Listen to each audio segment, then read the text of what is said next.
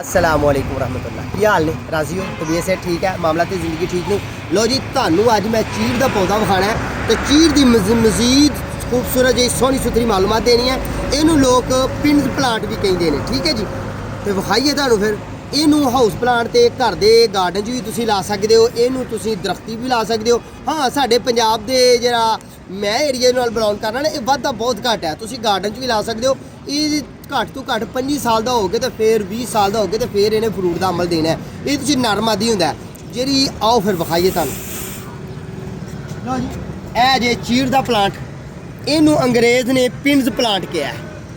पिंड्स plant पिंड्स क्यों किया कि यह सूई तरह के ये पत्ते होंगे ने, एवरी ग्रीन रहिंदा 12 महीने थल्लों पत्ते ने झाड़ते जाना। यदा तना इसकी स्टिक इसकी टुटी है तो यह स्टिक जी जल गई है, ठंडक मार गई है, इनू असी कट देना है, इनू भी कट देना है, यदि असी सफाई करनी है। तो जनाब मैं अपने गार्डन भी इनू खड़ के रखना है। नर्सरी क्या है, एक प्लांट मेरे को पुराना गमले च लगा।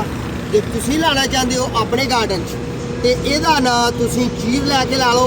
फिर एक होर मजेदारी की गल है, ये जरा नर होंगे उन्होंने असी कहने चीड़, तो जी मादी होंगी है वो चनगोदा होंगी है। जरा फल चुक जाता चनगोदा होंगे, जरा फल नहीं चुकता वो चीड़ का पौधा होंगे। मेरी बेहतरीन जी मालूमात तुहाडे तक पहुँचाने तो जे मैं कितने गलती कर बैठा क्योंकि मेरा एरिया नहीं जिन्ना कि मैनू इले मैं तुहाडे नाल शेयर किया।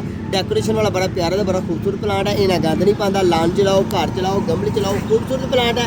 बीज तू ग्रो करता तो नाम है इसका चीड़ तो पहचान तुहानू फिर एक दफ़ा करा देना।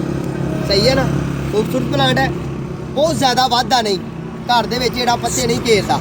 ठीक है जी, इनू असीं इस तरह सीधा करांगे, पहले नंबर पर स्टिक ला के सीधा करांगे, फिर इनू अपने गार्डन भी खड़ के रखेंगे। गाय बिगाए ये तो गल करते रहेंगे।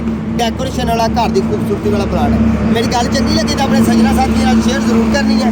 अगली वीडियो का इंतजार करना है, दोबारा फिर मुलाकात होगी। उन्नी देर तक दो इजाज़त। अपना तो अपने प्यारों का जरूर ख्याल रखना है, अपनी सेहत का ख्याल रखना। ठंड बड़ी है। सलाम अलैकुम।